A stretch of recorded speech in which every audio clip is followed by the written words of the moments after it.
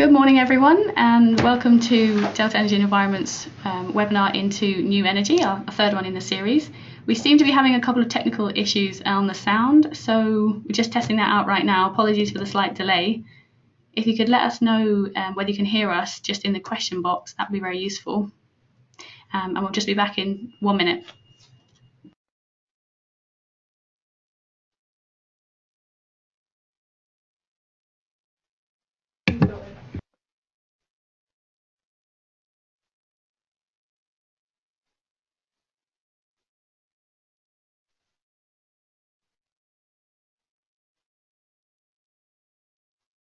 Great, thank you everyone for letting us know that you can hear the audio. We'll be starting in just in a minute or two.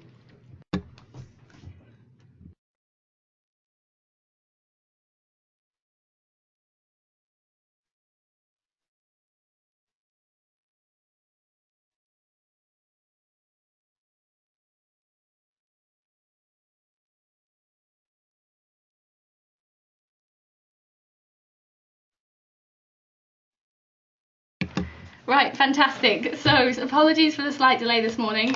We've been getting our software up and running. We thought we had it sorted about half an hour ago, but that didn't quite seem to be the case. Anyway, you can hear us now, so thanks for letting us know. You've obviously familiarised yourselves with the software on the computer, so you can see the slides hopefully, and also you'll be able to put in questions on the question box, and we'll also be running a couple of polls as well. So yeah, lots of interaction planned for today. So let's get going on the slides, and I'll just bring those up on my screen. Perfect. Okay. So you've got myself this morning, Jenny. I've been leading the research so far on the business model service. And I'm joined by Charmaine, who has joined us, which is fantastic, as she's joined the team, our ever-growing business model service team at Delta. So I'll let her introduce herself. Hi everyone, I'm Charmaine Coutinho. Yes, I joined about 2 months ago. I'm really excited to be working on business models. I'm sure you guys are all really excited to be on this webinar with us as well. I don't suppose you remember back, so I listened into our last webinar and Jenny was doing it with Nigel, who was remote in the middle of the UK, and then the previous one to that with John in Glasgow. But luckily we're all in our office in Edinburgh, although that didn't stop us having some technical issues. So yeah, but we're very pleased to have everyone here. If at any point you guys have any questions, please do let us know. We'll try and answer them as we go along. But if we're not able to, we will get to them at the end, and we'll be more than happy to follow up with you guys afterwards as well. And we'll also be sharing the slides and a recording of this session that you can, feel free to distribute to colleagues, etc.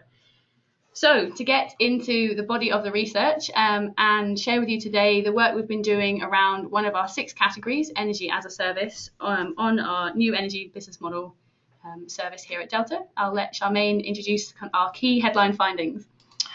Right, so in front of you should have what is a lovely looking market map. So this is a real overview of how we see the energy as a service market working out. Now, I'm sure you, like us, have seen a lot of conversations in the market about energy as a service. What we've tried to do within this pillar is really map out and categorise the subcategories, so the 3 you see on screen. We'll go into them in much more detail. The key finding is that what we see is some of these models are very mature. Some of them are very, very immature, but what we do see is the ones that are coming up increasingly take on the service provider, takes on risk from the customer, and they are getting more and more sophisticated. So we're going to go into this in a bit more detail. The interesting thing around this is that it comes from an area of the market, energy efficiency, which has been around for ages. So there's some very interesting long-term players, and there's some very new, innovative business models. Fantastic. I know that we've got quite a lot of people on the line who are already familiar with us, but for those of you who are less familiar with Delta, we just thought it would be useful to give a quick introduction. So here's the agenda for today. We'll get going with the introduction quickly as we can, and then we'll get into the meat of the topic. We talk about the research that we've been doing. So here you can see a quick summary slide of what we do at Delta and the people behind this work. Essentially, we're helping our clients to transition from what we call old energy into new energy. We do that by providing research and consultancy, mainly to energy utilities and product manufacturers, but also out to policymakers, network operators. They're getting increasingly interested in this space as customer behaviours change, as well as the finance sector. So lots of different interesting people and stakeholders that we're talking to, and bringing all this work and insight together and collating it into a coherent framework and a view on the ever-changing market and all this sea of new innovations. So yeah, as I said, we've got our research subscription services and our consulting arm. So that's essentially our business model. We work around these two different ways of interacting with our clients. And the work today that we're going to present is our new energy business model service work. So that essentially overarches all the work that we do here. Cuts into our heat work, where we have teams working on heat insight, electrification of heat, gas heating service. Also our digital research, we've got our connected homes and our customer data analytics, and then also our distributed generation and flexibility, which goes into, for example, storage and microgrids. So lots and lots of different interesting topics. And one of the key things here is that we're lucky enough to have our own smart energy customer panel, where we can go out and ask some questions, ask their views on different propositions, and really get a feel for the end user and the customer and how they're viewing these different technologies, business models, propositions. Yes, that's kind of an overview, very quick overview of all that we do here at Delta. So yeah, you can see these different services. But when it comes to our service and how we're structuring the new energy business model service, we have identified 3 different kind of layers of ways to look at the market, and then we're bringing that together. So as opposed to other companies that are maybe looking at this topic at more of a strategic level, we're really understanding what companies are doing on the ground. We've got real life experiences and lessons learned from all these different innovations, be they from startups or, as Charmaine said, lots of different established players as well, both within energy and outside energy coming in. And we synthesize this, evaluate it and analyze it, and kind of create. So our first layer is the info base. This, as you can see on the left here, a case study library of lots of different profiles that go in depth, really understanding the nitty gritty of business models. Then we elevate that around our 6 pillar framework that we'll come on to, and really pull out the different synergies within the pillars. And then we pull that out again and have a look at the strategic implications and the real so what's of all this work that we're doing. So that's how we're structuring all the research that we're doing. Now I'll let Charmaine introduce the 6 different categories in this framework that I've just mentioned. So those of you familiar with Delta's work and who've been on some of the previous webinars will know that we've covered off 2 of our 6 pillars. Marketplace operations, which looks at how actors in the energy system are changing the way they interact. So that's, for example, things like peer-to-peer trading. So that webinar's on our website and you can download that if you're interested and you've not seen it. The second one we did back in early summer was around time of use optimization. So that's really looking at when consumers use energy and what innovative business models are building up around that. Loads of really interesting work around time of use. We think that's a really, really key pillar in these 6 pillars. A lot of the other pillars naturally lead into it. Again, that webinar is on our website if you're looking at that. And what we're talking about today is energy as a service. So we've got 3 more pillars to cover, which we'll be doing webinars between now and the end of the year on. And today we're focusing on energy as a service. Fantastic. Okay, so quick look back to the agenda, and now we'll get into the meat of the work that we're doing. But just very quickly before that, it would be interesting just to get a quick gauge from the audience on where are you with regards to developing different energy as a service propositions. So I'm just going to launch the first of our 2 polls. And just to let you know, these polls are completely anonymous. We're not going to use the data for anything else. It's just really for us to understand where our audience is at. Really helpful for as we talk through the webinar, pulling out examples that are of interest to you guys. So fantastic. Okay, so that should have popped up on your screens now, and be able to vote. I can see. Oh yeah, I can see that lots of people are voting. So that's fantastic. We'll just wait another sort of 10 seconds or so to let everyone else vote. But yeah, so we're the question is around at what stage are you with regards to thinking or developing energy as a service propositions? Is it quite early stage, really just exploring the options and developing it, or have you moved to actually trial and test these in the market, or have you even looked at launching them or even fully commercialized? And then at the end, an idea part. So maybe you've had an idea, but actually there's been lots of different challenges around it, and having to rethink it.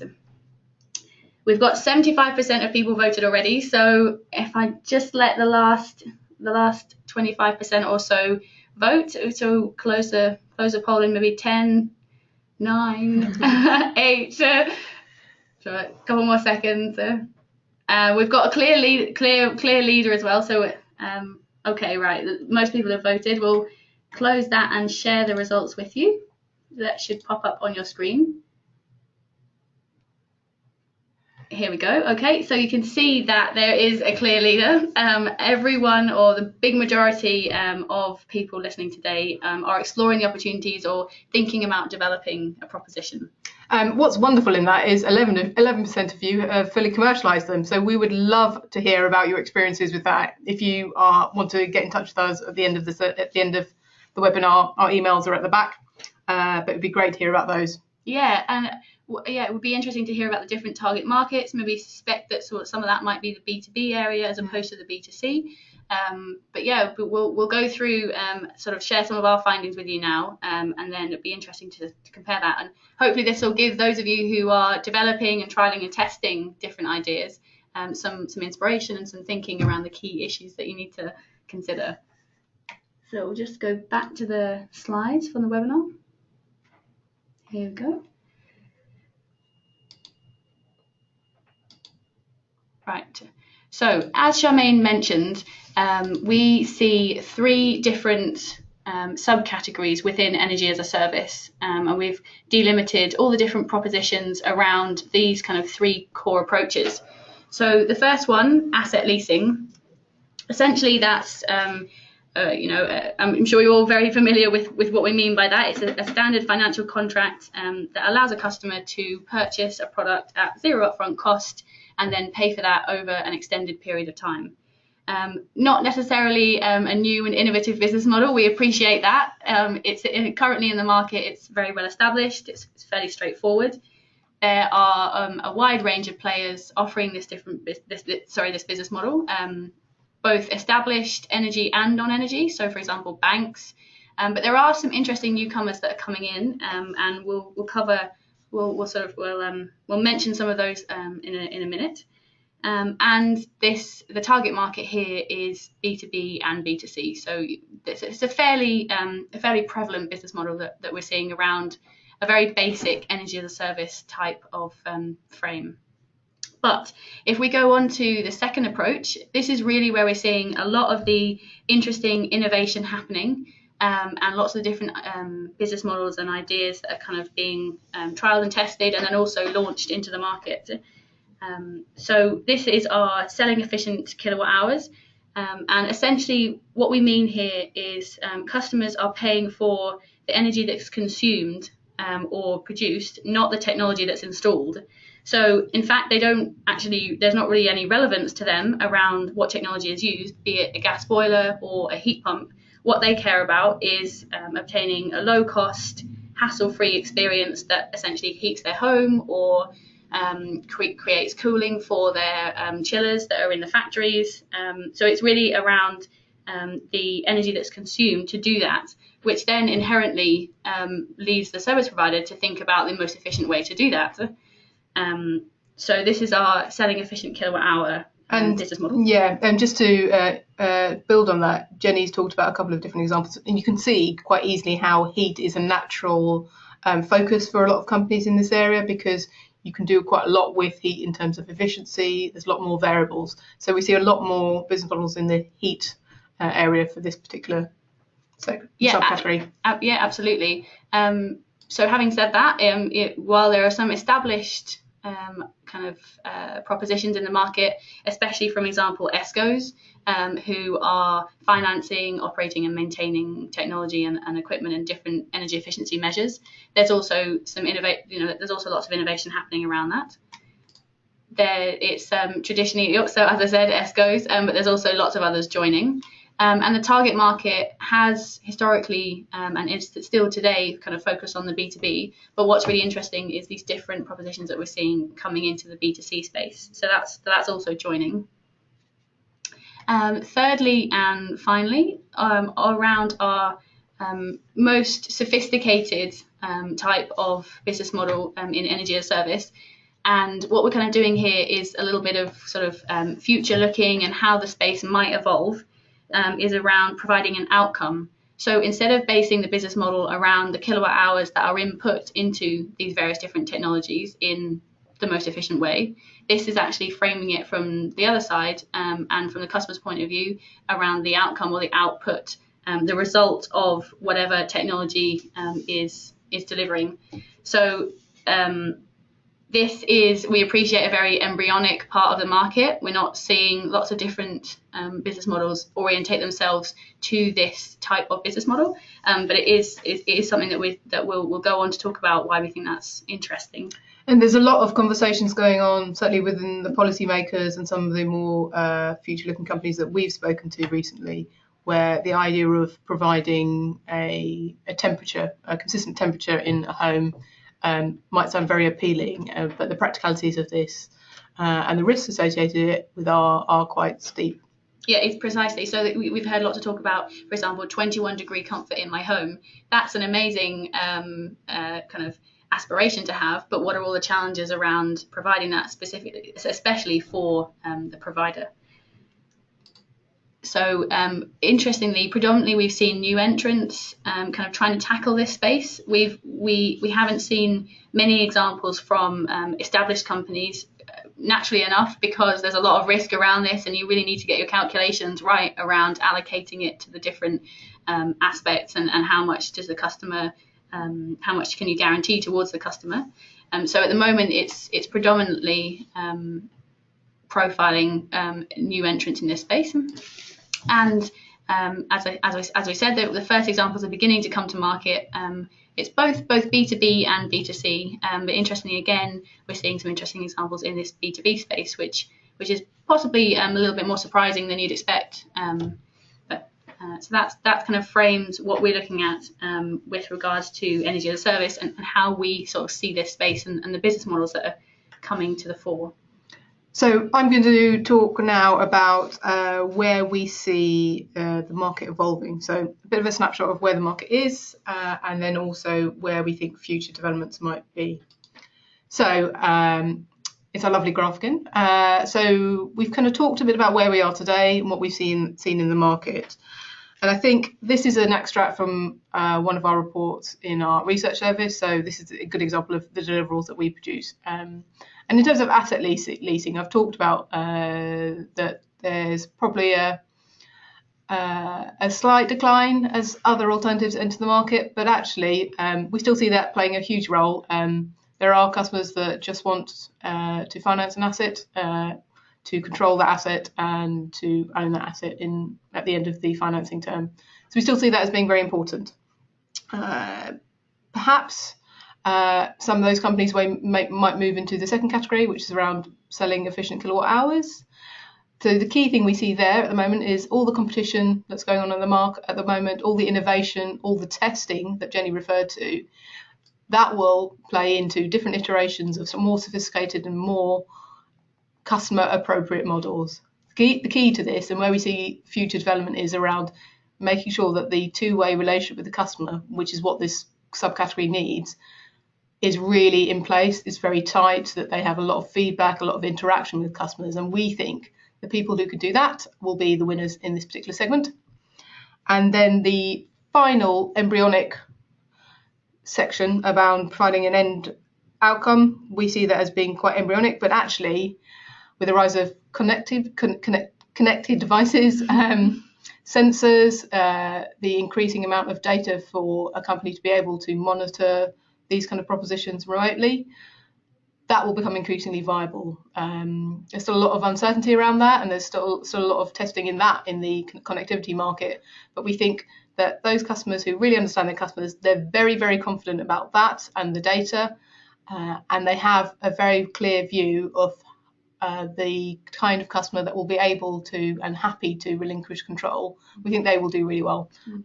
But obviously it's still evolving and quite challenging. And we're going to go on to some interesting research in a bit, which highlights some of the challenges with that.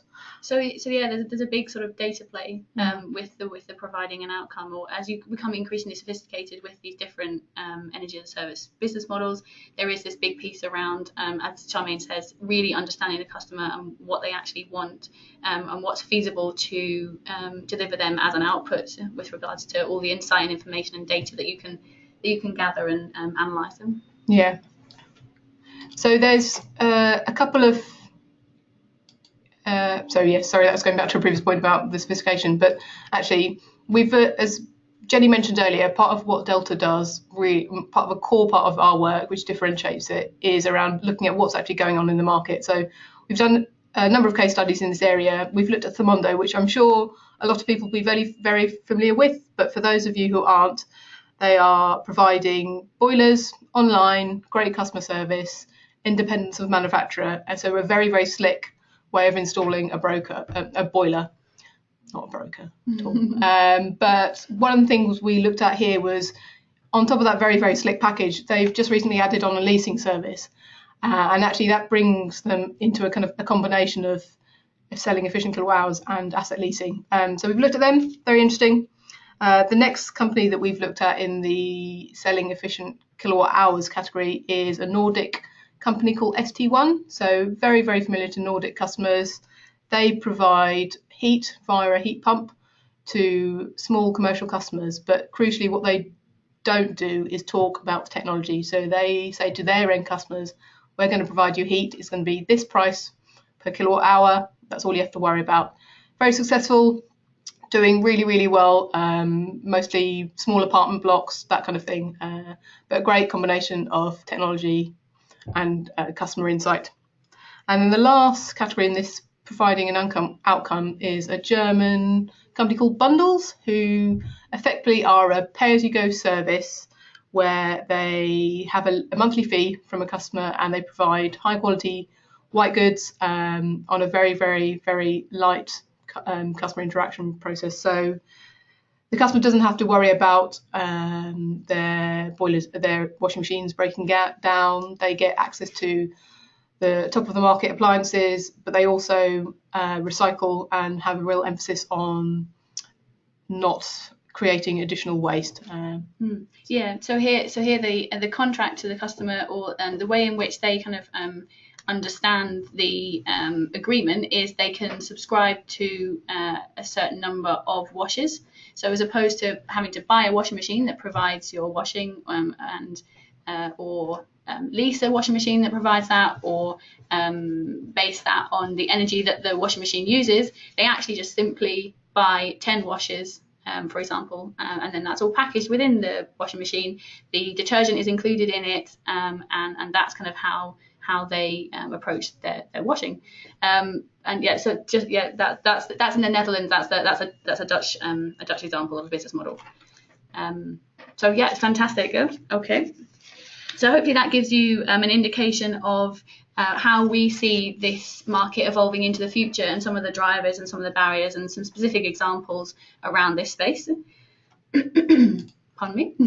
So if we move on to the second part of the webinar and have a look at some of the key lessons learned, sorry about that, and some of the challenges and ways to address them. Just before we focus in on some of the key things that we're seeing, we thought we'd be interesting just to launch another poll and just get a feel from the audience again on the top 3 challenges that your organisation is kind of seeing with regards to developing an energy as a service business model. Yeah, and this is particularly relevant for all of you guys who are in the developing, scoping the market stage. If you haven't got a idea of actually what is the key challenge, it'd be good to understand what you think so far is the key challenge to your organisation. So, yeah. We've identified 5 here. We actually had a longer list, but our poll software didn't let us put all of them in. So yeah, apologies about that. And we would have liked to put in other box as well and get some qualitative feedback. But what we've done here is just to highlight some of the key ones that we see. So risk around how much are you willing to take on versus how much the customer lies again with the customer.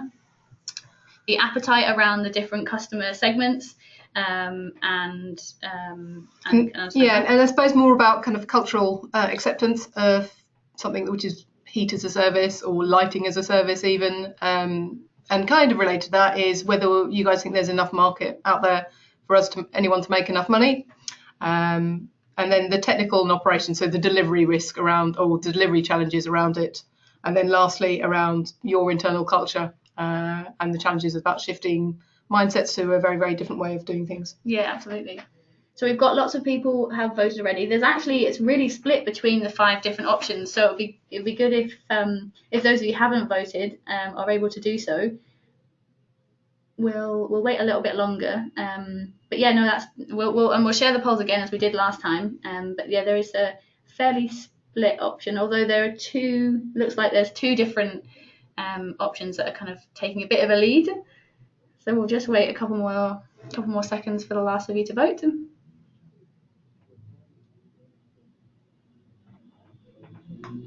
Okie dokie. All right, looks like most people have. So if I just launch that and share it with everyone so you can see the results. And these again will be posted in the pack that we send around at the end of the webinar. So that's really interesting. Risk and the technical and operational delivery being the 2 kind of key ones that you guys are seeing, as closely followed by customer appetite and the addressable market and internal culture. So this is great. So this is really, really, really interesting, and hopefully we're going to cover 2 of those. So risk and customer appetite in the next kind of couple of slides. So that's great. Thanks very much for that. Fantastic. So as Charmaine said, if we go on to have a little look at risk and the different challenges around how do you allocate that between yourself and the customer. We've done an exercise to think about what are the different types of risk that are associated with these different business models. And here you can see 4 of the types that we've identified listed across the top of the bar. What we'll do is have a look and understand how do these compare to the different types of business models that we're seeing. So firstly, for asset leasing, again, the kind of the least sophisticated or most straightforward business model that can be considered as energy as a service. This is purely around the provider taking the financial risk, and so removing that need for the customer to spend the capex, just to spend any upfront cost and spreading that across. So it's really orientated just purely around the financial risk. If we move on to have a look at the more innovative and more sophisticated business models, these are naturally building in more risk into the proposition. So for selling efficient kilowatt hours, not only is the provider taking the financial risk, they're also building in the technical risk. So this was around the operation and maintenance of the equipment, and really making sure that it's functioning correctly, so you can turn it off and on. But then also even more sophisticated ones building in the performance risk. So this is around the efficiency of equipment and potentially guaranteeing that that equipment is going to be operating for 90% or to 90% of its performance capacity, or for X number of hours. So this is we find this kind of technical and performance risk bit really interesting, actually, because taking a technical risk, taking on technical risk, operations maintenance seems fine, but actually guaranteeing a certain level of performance is quite a sophisticated way of looking at this. And as we see the emergence of B2C models, the sheer complexity in logistics of being able to guarantee that. It's really interesting, and we think there's some real winners and potentially some real losers in this sector. Yeah, precisely. And then even moving on to more challenging and more sophisticated around this providing an outcome is really where you wrap around all the different types of risk into the package that you then provide to a customer. So they're not really involved anymore in the inputs. They're just really concerned around whether the heating is working or the lights are on. So it's irrelevant to them, around the kind of inputs that are being used, the energy that's consumed, and they're just. So that means that the provider is having to package all those different types of risk, the financial, the technical, the performance, and even the energy pricing risk into that combined package to then offer to the customer. Yeah, which is interesting, because if you think about how energy prices vary, that hedging strategy, that trading strategy, for some companies who are like suppliers may be normal, but actually for some of the new entrants, would be quite a big forecasting issue. So we think that this is one of the reasons why this is a bit more embryonic, but where we see a lot more business model providers coming to market. And the need to understand these different challenges and risks, and be able to forecast accurately and correctly, or be able to build in enough buffer so that you're able to be sure that if X happens, then that's not going to lead to a big impact on, say, margins or the operational capability of rolling out the service. So hopefully that gives you an idea around some of the different risk strategies and kind of topics that you should be having a think about with regards to these different business models, and an idea around how we see this playing out. As I mentioned before, the second bit we're going to talk about is how customers are actually reacting to these business models. So crucially around the customers and how do they feel about these propositions. Yeah, and when we talk about customers, we talk about end users, so the person who is fundamentally on the receiving end of a product or service. And so what I've flagged here is we have a framework that we use to evaluate customer reaction or end customer reaction to particular business models, and we use this for all of our 6 pillars as a way of assessing, actually, does anyone really care? One of the things we base this on is more around behavioural needs rather than pure segmentation. So we've got 6 main categories, things like, are they environmentally driven? Are they very, very keen on having control?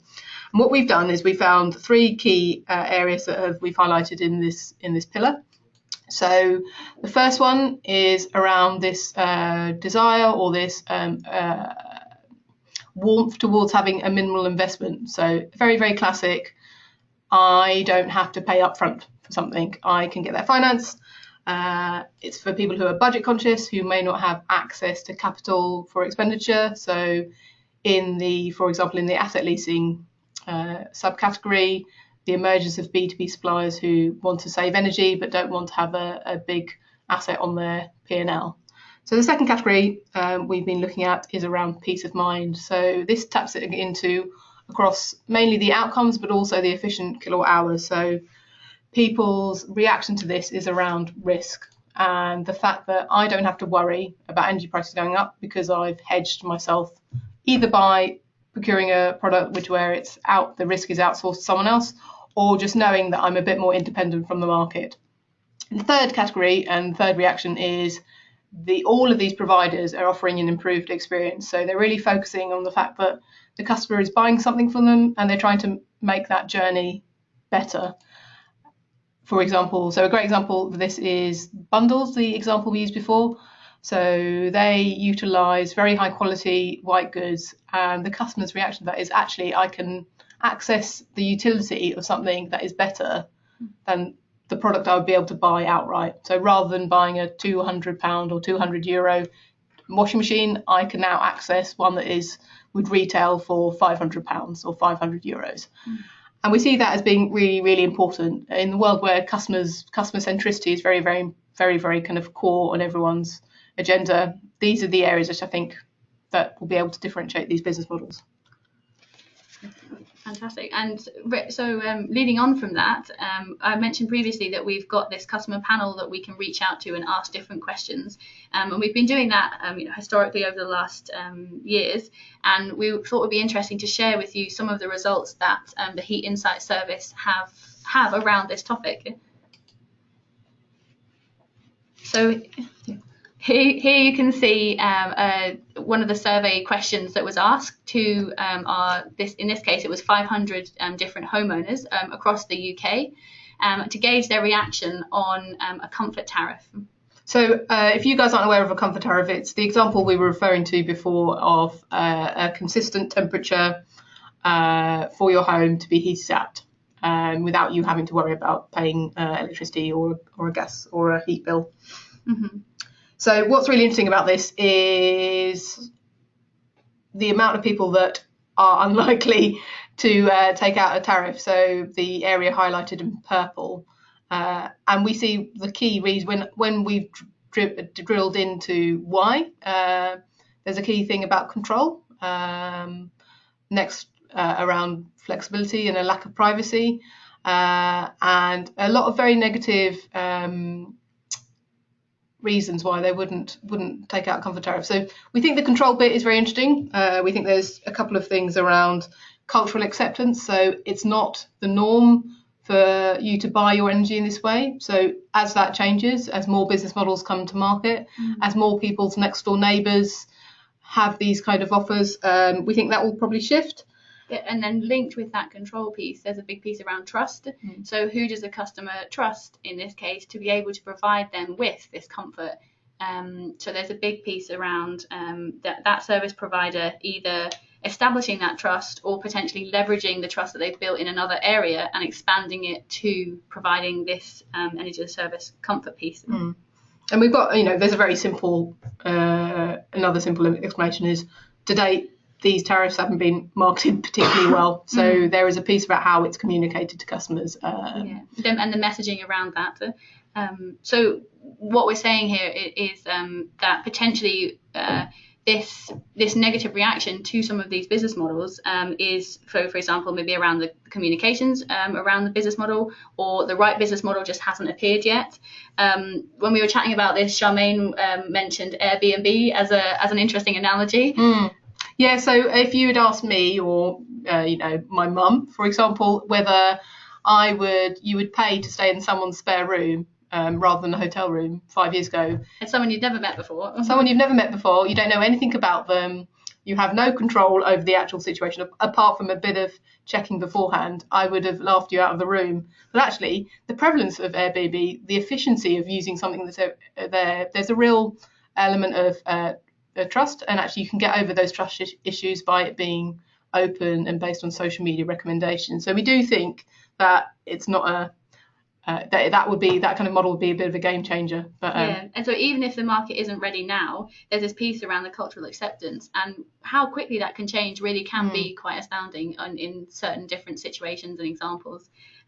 So yeah, it's a really interesting dynamic that we're seeing play out. And actually, if anyone out there has done any research on this that they'd like to share, we'd be really interested in seeing this. We're very, very proud of our customer panel because it gives us direct insights, and we will be expanding it beyond the UK over the next year or so. So if you're interested in that, do let us know. Fantastic. Okay. So I think we've just got one more poll to do, but actually it doesn't seem to have appeared in my software, which is slightly strange. So we were going to ask you that, given all the stuff that we've said, how popular with customers do you think an energy as a service proposition will be in, say, 5 years' time? So I'm not sure whether I can get it going in time. Yeah, probably not. But actually, maybe we'll just leave that with you as a thought. Given that all you've heard, do you think it still remains niche? I don't know what Jenny and I think quite yet, but we do think there is some really, really interesting things that can be done with this kind of cultural acceptance point. and with this idea of getting customers to trust you to take on the risk that they would normally want to be in control of. Yeah, and an interesting question around this as well, which we haven't been able to nuance in that question, is around the residential and the commercial industrial spaces. So these propositions are very different in the B2B and B2C. As we've highlighted, how established they are to these different target markets is very different. And so moving forward, how they evolve will naturally be different compared to the different target markets. But yeah, that's a bit of a shame. Sorry, apologies about that. And I think we were going to also ask and take a quick poll, as we did in our last one, around interest in information and following up and understanding more about the work that we're doing. But we'd like to email out these slides and recordings and follow up with you guys.